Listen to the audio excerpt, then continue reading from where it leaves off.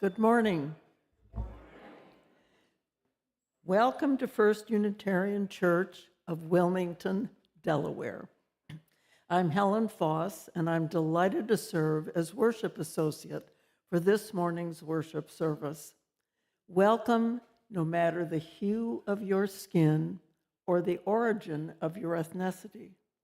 Welcome, no matter whom you love or where you are on your spiritual journey. You are welcome here. If you're new to our church, we invite you to check us out at, the usual http://firstuuwilm.org and sign up for our e-newsletter that will arrive every Friday in your inbox, just like clockwork. Welcome to all of you who are here in person in our sanctuary this morning. And now a request. Would those of you sitting in front of me please turn to the camera to your left and wave to the people who are sitting out in the great beyond of the internet. Now turn and please greet the people around you with a smile.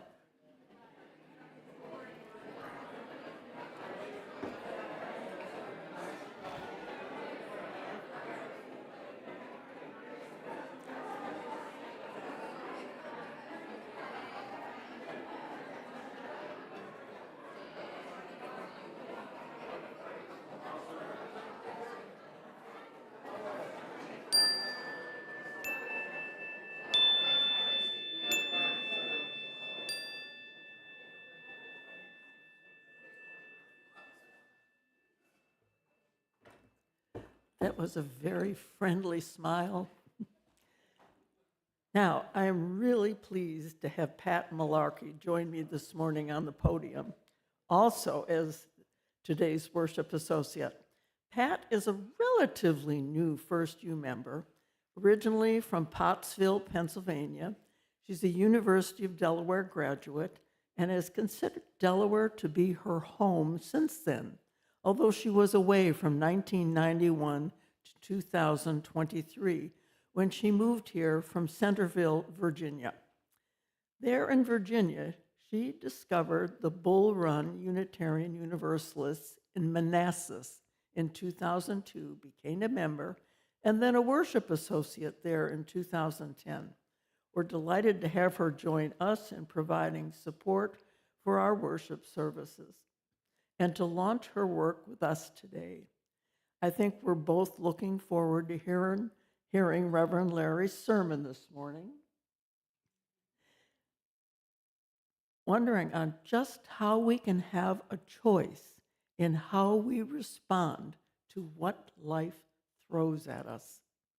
That's a really powerful thought. Just thinking about it makes me appreciate once again how much this church means to me. What a difference it has made in my life, making me think and rethink my life, my choices, my values. Does this happen to you? Something to think about as you're doing the dishes, to quote our Patrick O'Neill back in the 1990s. For now, let us prepare our hearts and minds for worship. Good morning.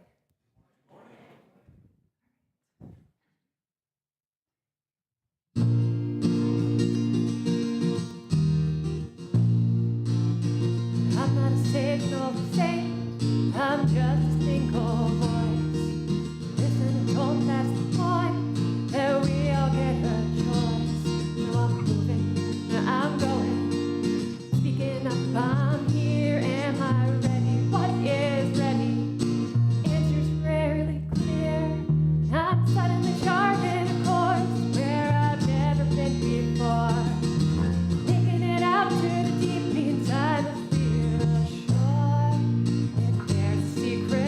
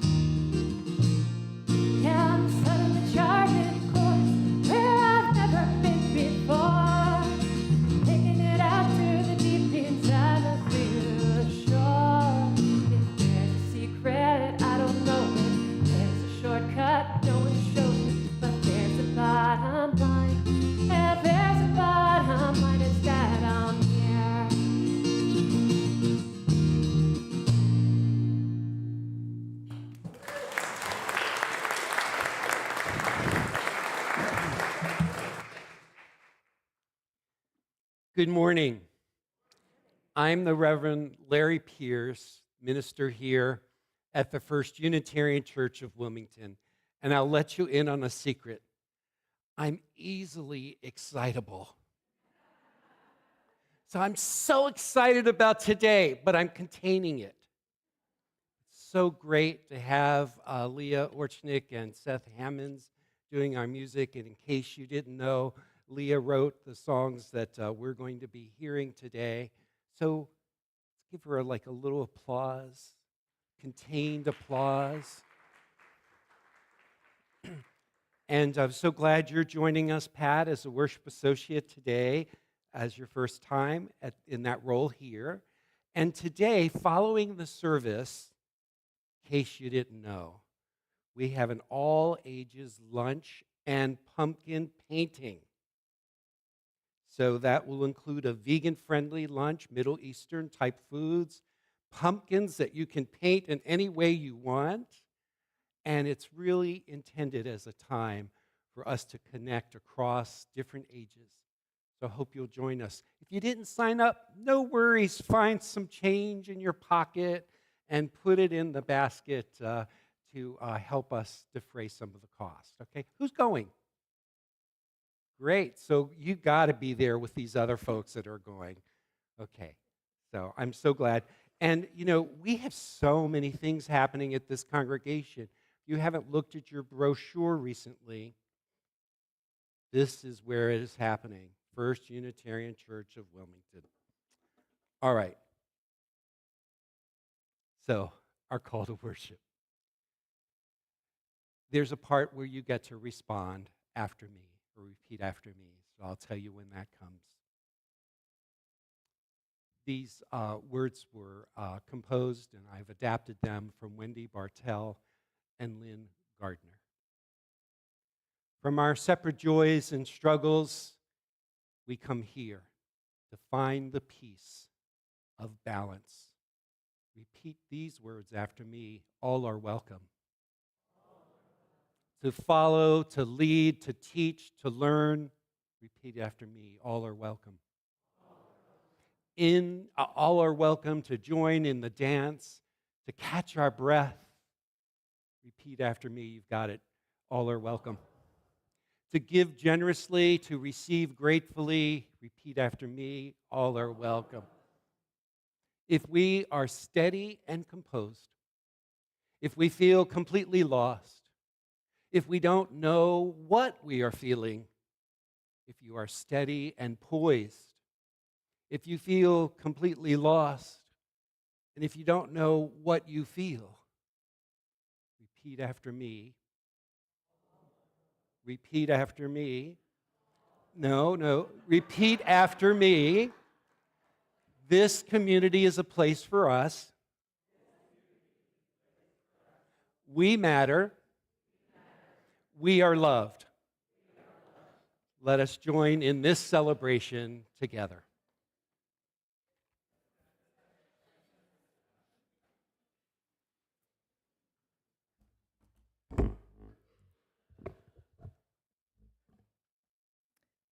If you have a chalice at home, I invite you to join me by lighting it as we light our chalice in the sanctuary. Our chalice lighting this morning is Why We're Here by Unitarian Universalist Reverend Eric Walker Wickstrom. Here today in this place and with these people, may we listen so that we can hear. May we hear so that we can feel. May we feel so that we can know. And may we know so that we can change ourselves and this world. May this chalice we light our way.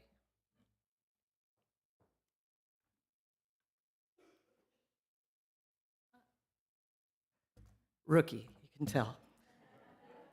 Please rise in body or spirit and join in singing this original hymn by our own Leah Orchnick, May It Be So. The words will appear on the screen, and please remain standing after the hymn for our unison affirmation. All right. So this is a new hymn I just finished, and it was written with my kids in mind and inspired by my aspirations for them in their lives, but hopefully it can apply more broadly to anybody that we care about and all of us. So the idea is I will start singing and playing, and feel free to join in as soon as you get the tune. There's a lot of repetition.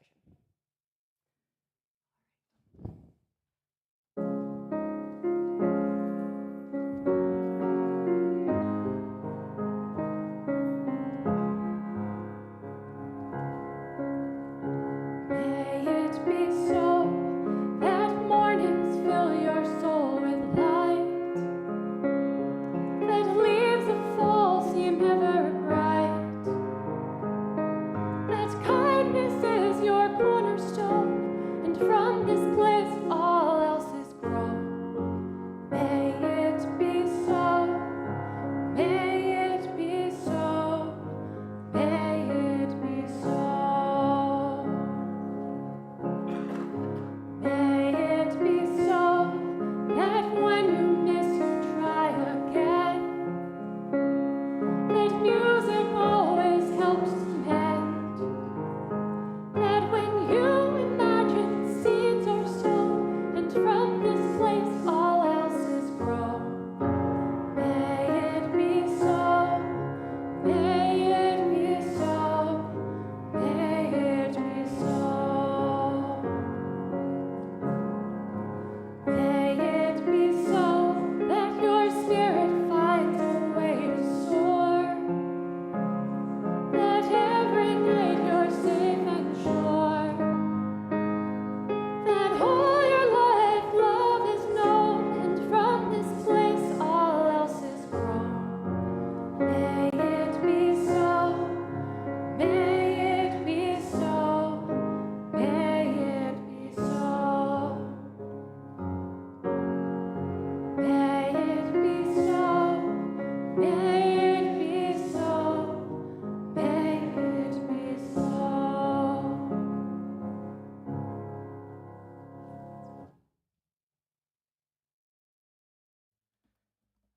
And now, please join me in affirming our mission. First Unitarian Church of Wilmington is a beloved community that nourishes minds and spirits, fights injustice, and transforms the world through loving action.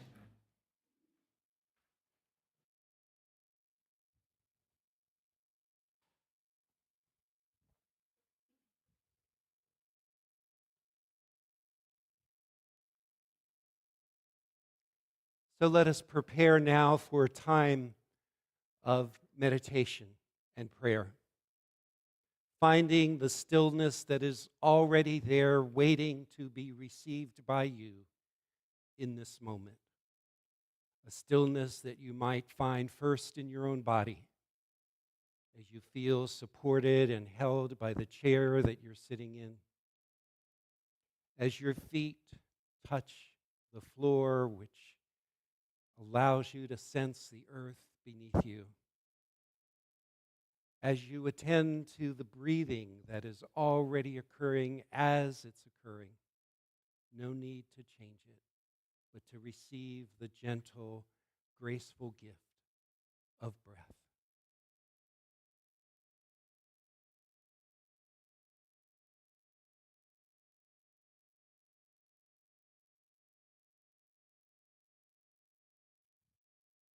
The ancients have reminded us that there is a time for everything and a season for every activity under the heavens.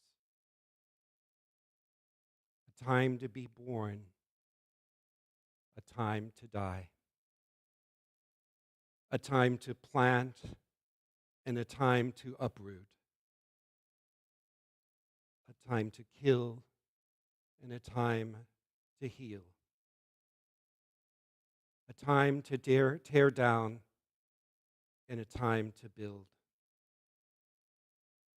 a time to weep, and a time to laugh, a time to mourn, and a time to dance, a time to scatter stones and a time to gather them, a time to embrace and a time to refrain from embracing, a time to search and a time to give up, a time to keep and a time to throw away, a time to tear and a time to mend, a time to be silent,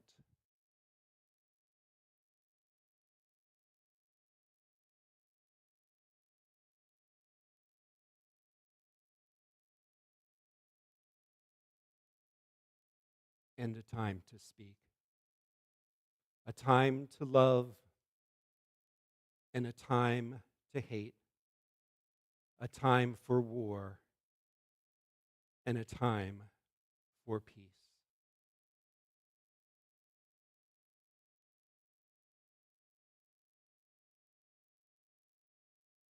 Perhaps you can attend to your own heart in this moment and ask, what is this a time for in my life?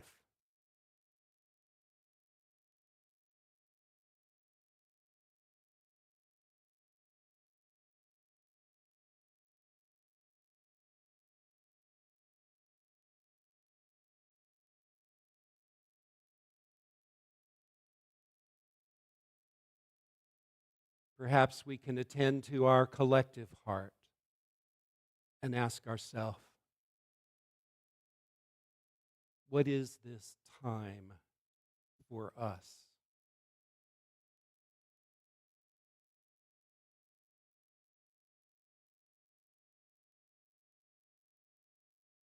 In the shared silence that follows, let's attend to all that we hold in our individual and collective heart on this day.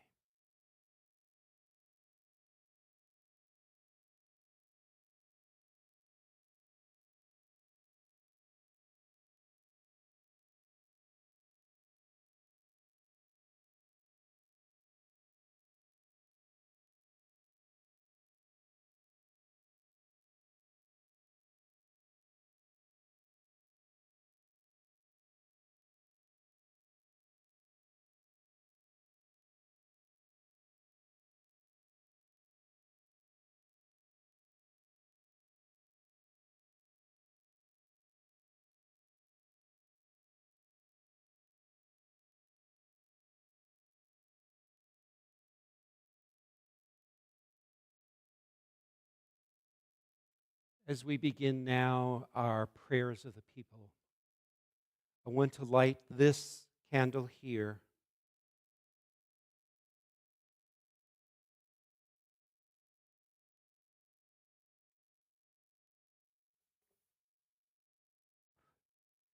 to represent all that we hold as concerns for the world that we share. All the events and circumstances of our world today impact us all in very different ways. But we can find in this moment an expanded heart to hold all that is beyond just ourselves and bring to heart and to mind those who are impacted and feel concerned about their future. For those who are uncertain about whether they have a home or safety that they have depended upon. About those who fear their benefits for food or health may be taken away. For those who live in places of war, turmoil, and uncertainty, our heart is big enough to hold them and to include them beyond our own particular concerns.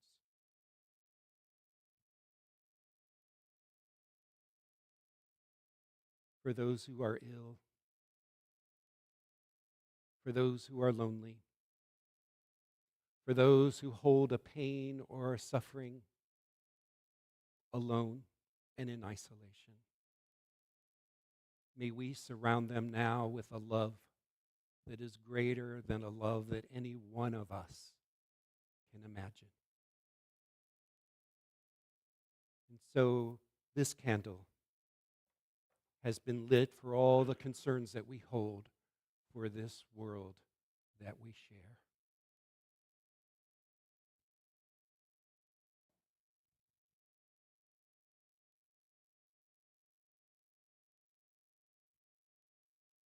We may also be holding a particular concern for someone that we know, someone that we care about, someone close to us, someone that in our own heart today we are carrying. And so if you're joining us online, you may write those names in the chat, and then we'll hear some of those in the room now. Are there particular concerns for those you know, those you care about, that you'd like to name today?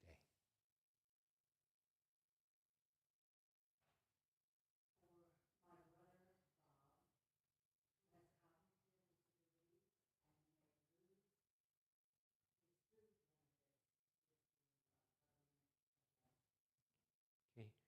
Judy's brother Bob, who may lose his food benefits if the government shutdown continues.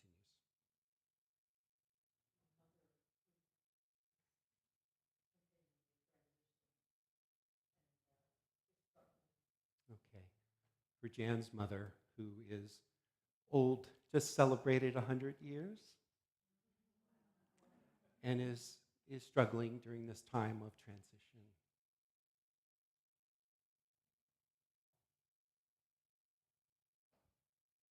Anyone in this area like to name someone you know, someone you care about?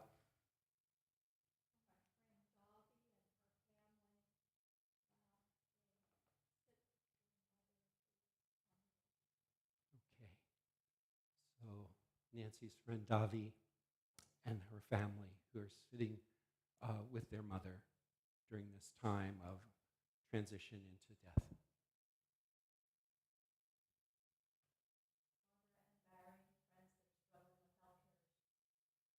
Barbara and Barry, who are struggling with healthcare issues. For my son, Daniel, who is struggling with severe depression. Okay. Daniel, who is struggling with severe depression.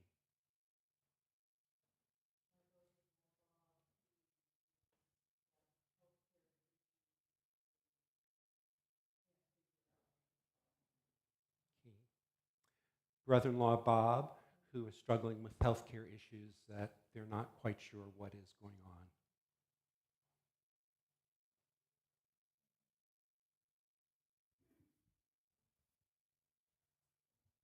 I'm praying for the people at Lincoln and Boston. Apparently there was a shooting last night, and my niece graduated from there, and she's very upset about it. So Yeah. I pray for my niece. Yeah. Tom, I missed the location. Lincoln University is Okay. in Chester, Kansas. Got it. Okay. So there was a shooting last night. Black University. Yeah, nearby at Lincoln University, where your niece is also attending. Yeah. Okay.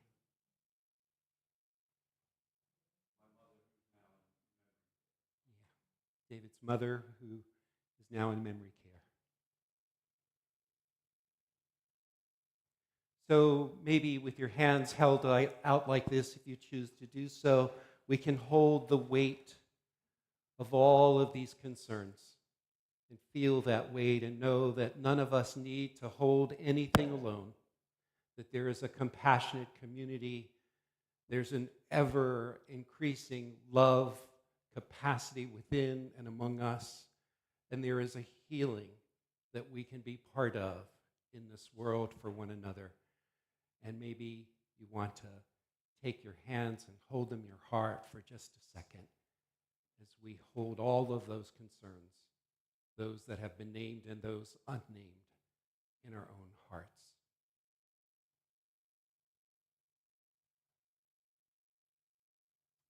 Now, we'll move to our musical meditation.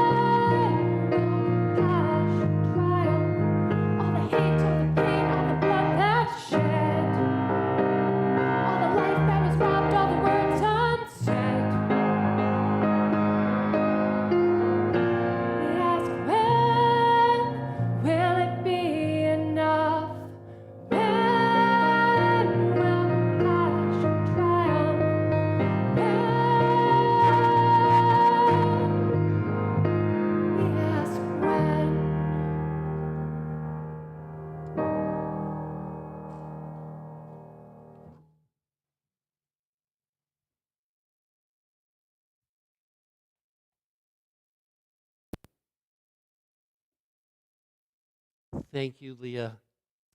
Leah, if I was your daughter or your spouse sitting here, I would feel pride. Thank you for that offering. So, if I could give a title to a movie about how emotions were dealt with in my home growing up, the title of that movie would be The Tale of Two Cities. My Italian mother was very expressive of her emotions. You pretty much always knew just how she felt about a particular circumstance, and she often expressed it directly and forthrightly. She tried to school me in this expressive and forthright approach to emotions, but I was temperamentally very shy back then. I have some affidavits to prove it. One of her many lessons for me in experiencing my own emotions and expressing myself seems as astounding to me now as it did then. It occurred one day when I accompanied my mother to the grocery store, I must have been around 8 years old or so, and my mother still had an old country approach to shopping. She would go one place for vegetables and produce, another place for meat, another place for fish, another place for bread. But what I really noticed was she knew every shopkeeper and they knew her. So it probably on reflection was the relationships that were just as important as whatever they were selling. And on this particular day that I'm thinking about, we happened to be in a large grocery store similar to like an Acme.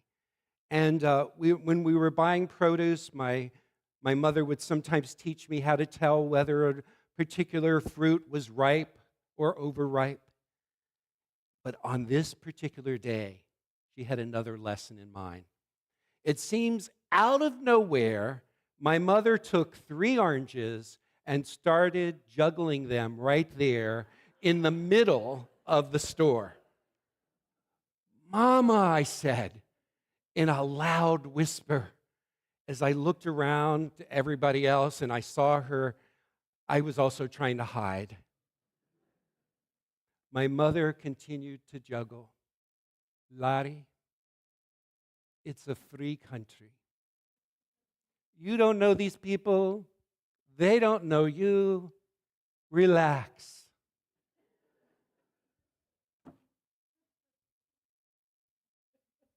Indeed, she had called me out of my self-consciousness and my being overly concerned about other people's opinions and demonstrated to me a playful and a spontaneous approach to living. This is one of the many lessons, and an unforgettable one at that, in which my mother tried to lure me into a freedom to express myself. Now, I have to admit that all of her lessons were probably on a time-released formula, since it was much later in my life, it seems, that they began to take effect. Now, if only I had just a little bit of self-consciousness.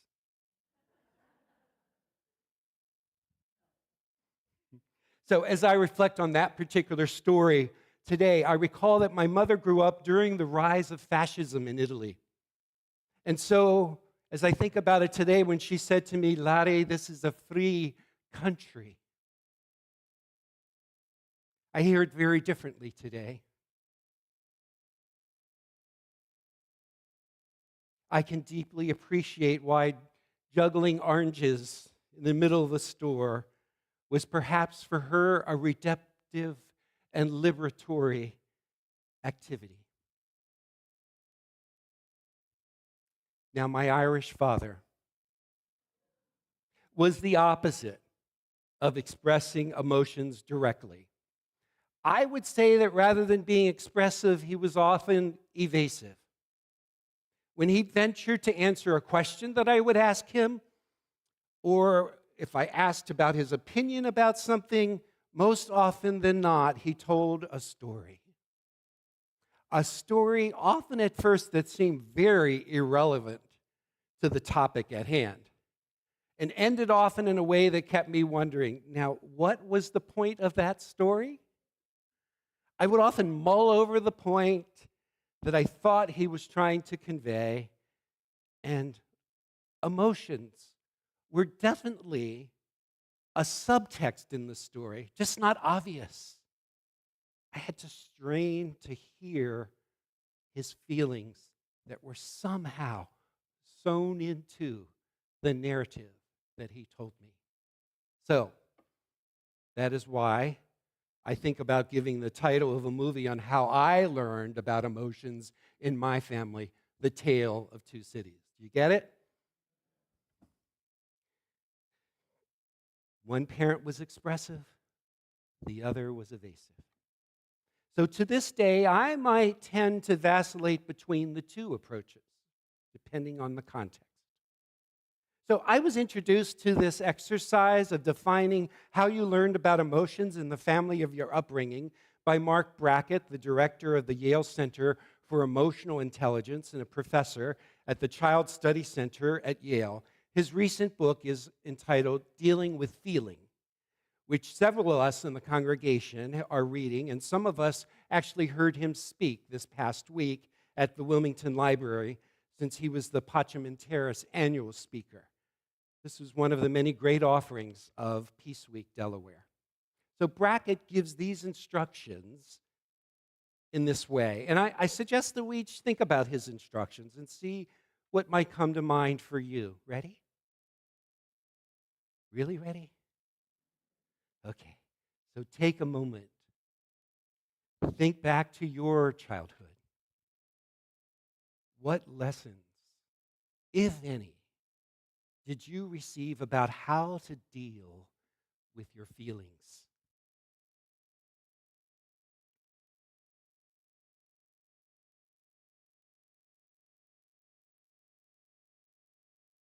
If you had to make a movie title of your emotional education, what would that movie title be? Give it some thought. What comes to mind for you?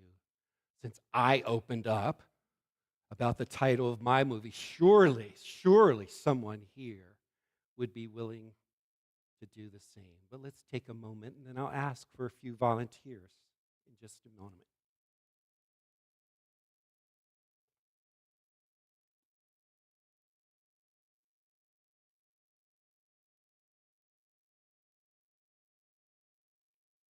So, we don't want to hear the whole story. We just want to hear the title. Anyone got a title? Yes, Kevin. Closet Land? Closet Land. Yes, Jan. Okay, red light, green light after the old kids game. Yes, go ahead. Oppression. Yes. What will the neighbors think?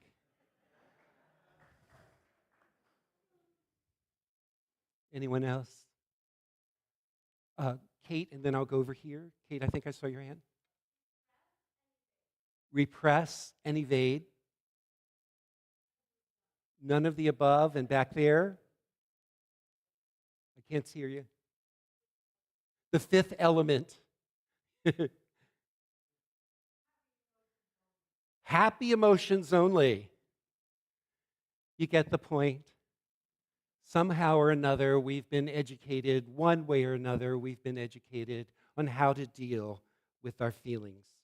Some of the proposed movie titles about emotion education that Brackett shares from his various talks includes Alien, The Cover-Up, I'll Give You Something to Cry About,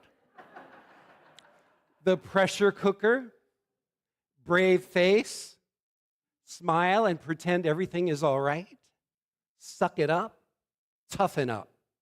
Any of these might fit for any of your contexts? Okay.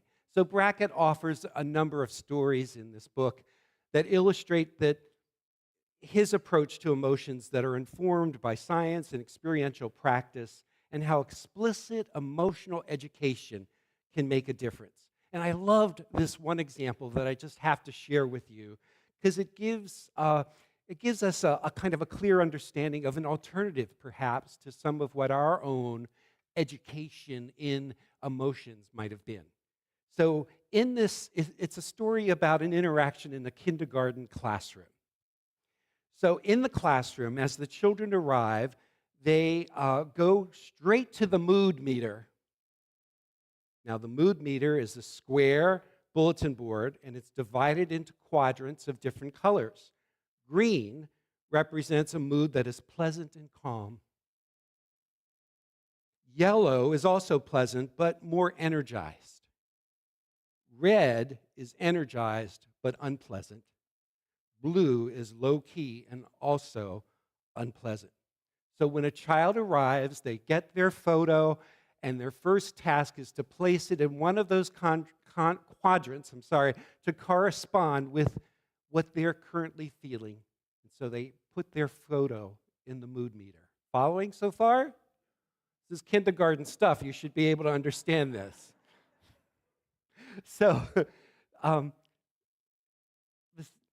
as the story goes, after one boy put his picture in the blue quadrant, one of the classmates asked him, "Why are you in the blue?"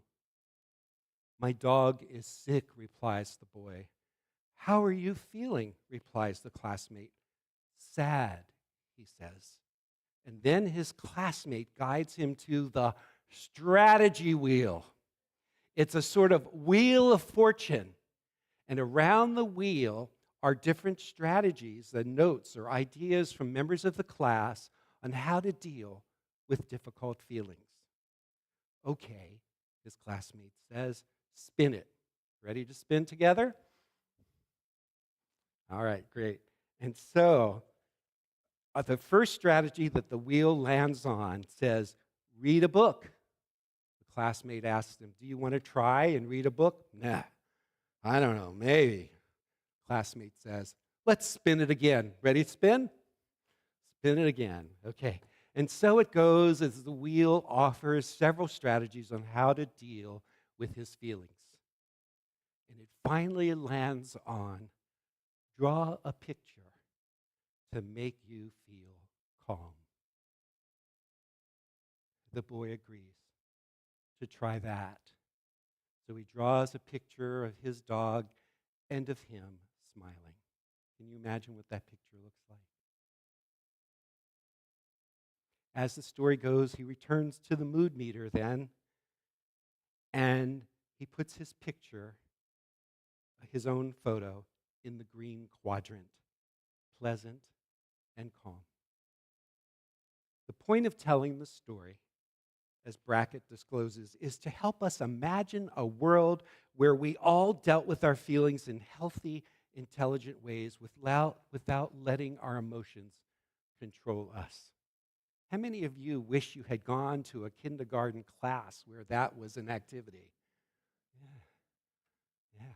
It's never too late. We can have a mood board right in the back. And it could be the first thing you do when you arrive at church. But for me, the story illustrates that we can be taught at a very early age to name our emotions, to understand that our emotions are important for us and are important for others to know about us, with or without a mood meter. Moreover, the lesson is that we always have a choice. We always have a choice on how we deal with our emotions. And we can get some guidance on how we might deal with difficult feelings and expand our repertoire of responses over time. Just like spinning that wheel. In my opinion, finding ways to understand and express our emotions can lead us from an inner chaos that some of us can live with more and more these days. And by expanding and discerning our choices, that can lead us towards more clarity. Chaos or clarity, that's one of the choices before us each day. I believe that whatever way we were schooled into dealing with feelings in our family of origin, in our actual schools or other social and cultural environments, contexts, we can counteract some of those unconstructive lessons that we've learned. I suspect that many of us can identify with these explicit or implicit messages in the movie titles that I read and that some of you mentioned.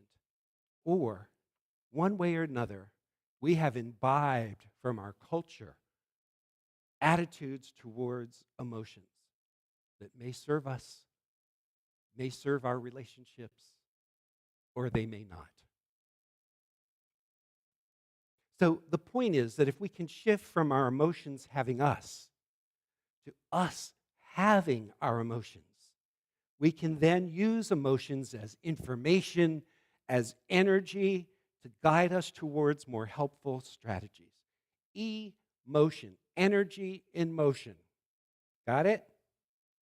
Energy in motion, emotion. How do we use that energy? And I believe in the world that we're in right now, we so desperately need healthy and constructive responses. Can I hear an amen? Okay. So Brackett offers these 7 research-based strategies for regulating our emotions. You got your pencils ready? All right. I'll go over them, but you can read a copy of the sermon later. Shifting our beliefs about emotions, including accepting our emotions as they arise and believing it's possible to regulate them. That's number 1. Number 2, labeling our emotions precisely to guide us in the right direction.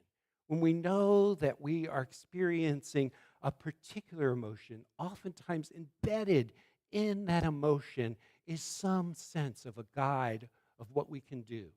If it's fear, then we can figure out what we can do to alleviate that fear, for example. Quieting our mind, number 3, and our body by breathing in ways that help us to deactivate strong emotions and practice mindfulness. Anxiety is one of those where we can shift our breathing in such a way that we can begin to also shift that feeling of anxiety. Redirecting our thoughts to help us shift our attention or reframe our thinking about the situation. Sometimes our thinking can be catastrophic, right? Just say yes. We can think of the worst case thing of what might happen, and it's hard for us to let go of that thought. We almost take that thought that we have as the actual reality and forget that it's only a thought about it. It's not the actual reality. Engaging with other people to gain their perspectives and comfort. In other words, drawing upon the strength and the courage and the compassion and the empathy of a community can also be a great strategy. Managing our regulation budget, which he defines as includes sleep, physical activity, and nutrition. And finally, number 7, becoming the best version of ourselves. The ultimate step that includes making emotion regulation a core aspect of identity. And at that lecture that some of us were at this past week at Wilmington Library, we began to imagine together, what is our best self? How might our best self deal with this particular situation? So I do recommend the book. There will be a copy in our library eventually, not just because it has practical advice. It can give to any one of us a way to deal with feelings constructively. That, in the end, is an end in and of itself. Try to say that fast. I believe such effort would contribute to our personal, to our interpersonal, and to our spiritual well-being. That, in and of itself, would help us to prepare ourselves for and to recover from the very dysregulated environment that we are undeniably in this country, whether we are ready to admit it or not. I've noticed that for many of us, avoiding, moving to overwhelm, disassociating, withdrawal, obsessing, otherwise known as scrolling your smartphone, are very attractive strategies to dealing with the deliberate and tactical overwhelm of this time that we are in. I've often argued that we need to create sanctuary in our time, not as a place for retreat from, but as a place to renew our deepest commitments, to recharge, to recalibrate, and to resist. Did you get that alliteration? Let's try it together. Say after me. This time, say it after me. Renew, recharge, recalibrate, resist. Our sanctuary exists for those practices. Our path as Unitarian Universalists is one of engagement with the world, not to retreat within ourselves or to some imagined other world where everything will be all right, but to engage in the everyday, in this world, in the here and now. So, like it or not, that's our religious stance as Unitarian Universalists. So this does not mean, however, that we have to be in constant reactive mode. Did you notice that was another R?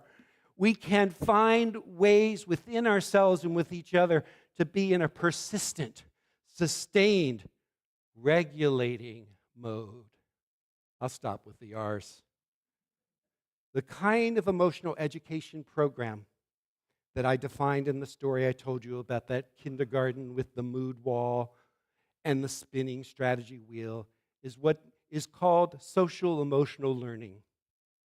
As Brackett points out, social emotional learning in our schools is currently under attack in some school districts, which see these programs as a threat to parents' authority or to whatever cultural norms there may be to keep people quiet and subservient.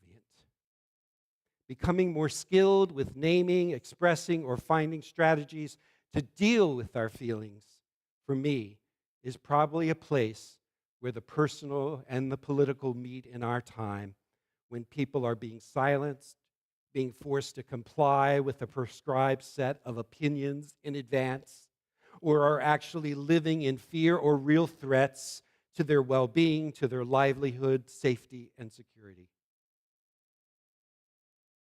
I wish I didn't have to make this connection, but let's be honest with each other. That's the world we're in right now. My mantra is, we should not normalize what is not normal. We should not numb when we need to awake. And we should not comply when we need to resist. For the sake of this moment that we're in, for the sake of our children, for the sake of our grandchildren, we need to be able to use our emotions to mobilize us towards corrective, constructive, aware, and effective action, rather than retreat, withdraw, or shrivel in fear and compliance. So, I have often called us, a congregation, called us to be an island of sanity, to be a sanctuary not of retreat, but of recharging, and this year, to meet the moment that we're in. So I had a partner in writing this sermon, DL Denoon. How many of you know her? She doesn't get to join us, but many of us know her through Facebook or a poetry class that we've taken. And DL often watches online. So let's give a wave to DL before I read a poem that I told her I wanted to share with you today. DL wrote this poem when she saw the description of the service, and I'll close with her poem. Emotions rise like untamed seas, waves of fear, of joy, of need. Yet in the storm a whisper calls, a choice is ours when shadows fall. What feels like a burden, sharp and loud, may hold a gift beneath its shroud. Anger points to where we stand. Grief reveals love close at hand. When we pause and breathe and see, our hearts become the place to be. From chaos comes a guiding light, compassion born from inner sight. D.L. Danu. So let's give her applause.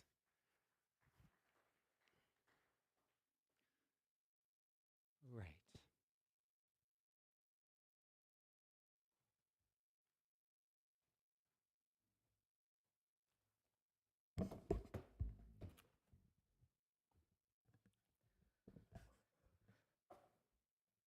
For at least 10 years now, the political climate in the United States has been throwing stuff at us from all directions, all times of the day and night.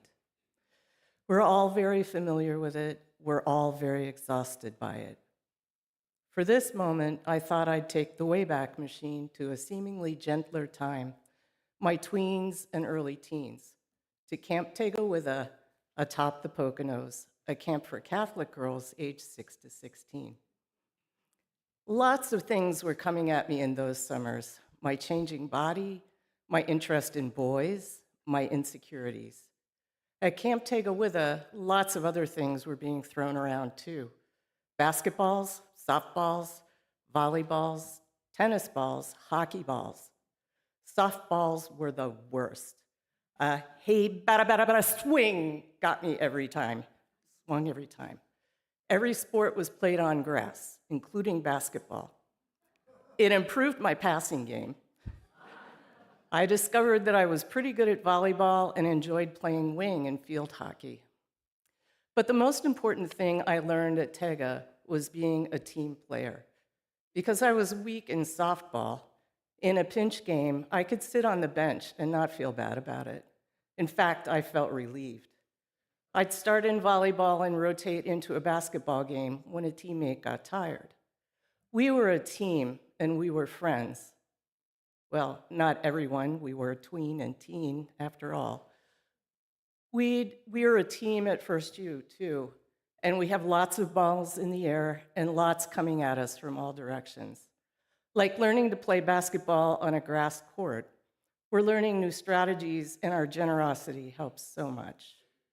There are many ways to give at First U. The ushers will pass the plate here in the sanctuary, and ways of giving electronically will display on the screen during the offertory. Thank you so much for being a part of Team First U.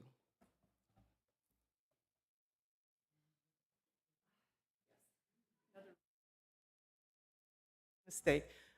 Please join me in dedicating our offering to the work of this congregation.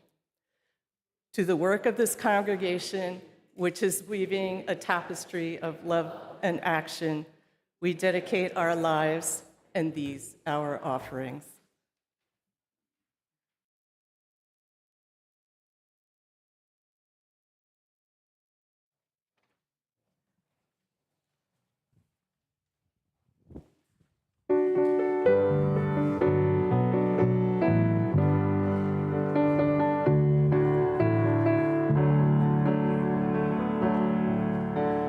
Join us in a quest for justice. We're gonna need help getting it done.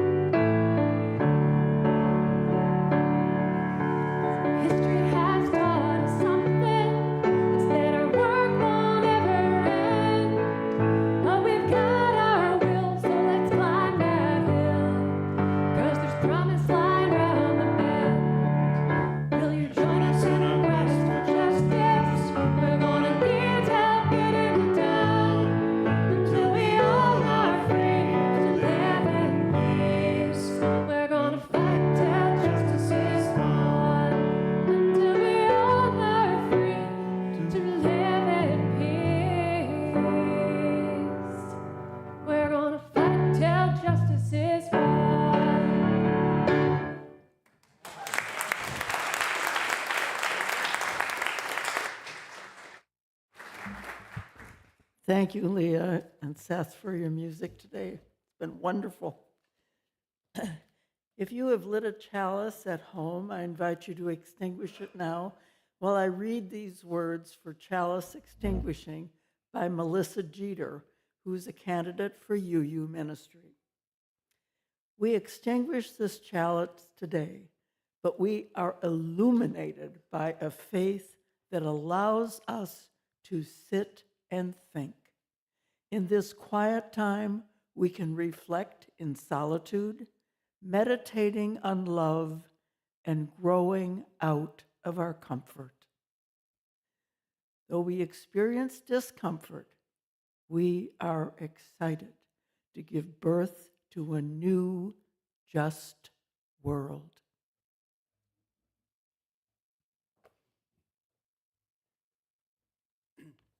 So before our benediction and our closing song, we have two brief announcements. Matt, Marc first.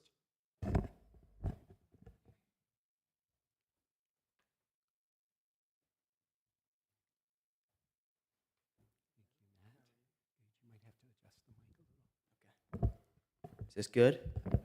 Everybody hear me here? Perfect. Good morning. How are you? Perfect. All right. So I am Matt Marc, and I am part of the Environmental Justice Task Force, also known as EJTF. I'm sure many of you have noticed the tree out in the parish hall. On the tree are fall-colored leaves, and they have numerous ideas for just things you can do to help the environment.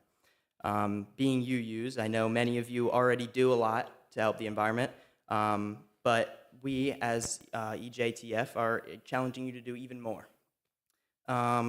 So right now, we're in a crucial time to help slow climate change. We are seeing rising sea levels, more frequent and intense extreme weather events such as heat waves, droughts, floods, melting glaciers, and ocean acidification. And these changes impact ecosystems, biodiversity, and human health, and can lead to issues like food and water scarcity, damage to infrastructure, and human suffering.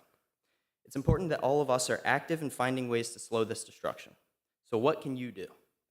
The leaves on the tree have many ideas. We are requesting that everyone takes 2 leaves home and make changes to your daily life to make an impact. Some ideas are things like buying the ugly vegetable at the grocery store or eating all the fresh food in your fridge to avoid food waste. Some ideas are harder, like eating a plant-based diet, which I talked to Debbie and Dave about, and they believe that this would have the most impact on the environment. Who has heard of the 9 planetary boundaries? Raise your hand. Perfect. If you haven't heard about this, which many of you have not, then it would be great to read about. I think it's a great subject, just in general. And these boundaries define a safe operating space for humanity to prevent large-scale, abrupt, or irreversible environmental changes. 7 of these boundaries are affected by our food choices. As stated before, I think the diet is very important. So I would suggest that everybody read to learn more about animal agriculture and how this is affecting climate change, as it is fairly interesting. As I've said before, this community currently contributes to the protection and preservation of the environment more than a lot of communities I know. So the EJTF is just challenging you to take that one more step and grab 2 leaves off the tree. And just as a reminder, this is a way to work together to protect the environment and together just do better. Thank you. Thank you, Matt. Very good. And then one more brief announcement from Tracy Spinkadomes, who's the chair of our ministerial search committee for a new settled minister. Hi, can y'all hear me? Awesome. So I come to you today on behalf of the search committee. In last week's e-news, you probably saw a save the date reminder, and in this week's e-news, you may have seen a little blurb about a workshop called Break Barriers, Build Beliefs, commonly known as the B4 workshop because that's a whole lot easier to say. We will be hosting the B4 workshop here. That workshop is encouraged to be held in all congregations that are undergoing search. The goals of the workshop are to prepare the congregations and the search committees to have a faithful and equitable ministerial search. Some of the objectives and opportunities are surfacing perceptions and unconscious bias through the belief survey congregants take beforehand. More on that in a minute. Strengthening skills for noticing and responding to subtle acts of exclusion like microaggressions, and equipping the search committee to incorporate insights from the workshop into the next steps. So we are asking that people register for the workshop. It'll be held on Saturday, November 15th from 10 a.m. to 3 p.m. There will be childcare available, and we ask that you bring a brown bag lunch. During that time, we will congregate with our facilitator, Reverend Christy Lunsford. They are over at Mill Creek. And prior to the workshop, we are asking all of the people in the congregation, whether you are able to attend the workshop or not, to fill out an online survey. The link is in the e-news. That survey will collect information that will help ensure that we as a congregation are actively reflected or accurately reflected. If you have any questions at all, please come after the service. You can speak to any of the search committee members, and we can probably provide you a few more details on it. Thank you. Great, thank you, Tracy. And for clarification, since I've gotten questions, this is for a new settled minister to begin in August 2026. So they're in the process of finding that next person. Okay, let's do our benediction. Remember, there's pumpkin painting and lunch. You're invited. Join in if you'd like. It's a time to connect across ages. Look to this day, for it is life, the very life of life. In its brief course, all the verities and realities of your existence, the bliss of growth, the glory of action, the splendor of beauty. For yesterday is but a dream, and tomorrow is only a vision. But today, well lived, makes every yesterday a dream of happiness, and every tomorrow a vision of hope. Look well, therefore, to this day. Such is the salutation of the dawn. Join together in singing hymn number 1007 in the Teal hymnal, There's a River Flowing in My Soul. Words and music were written by Rose Sanders. There's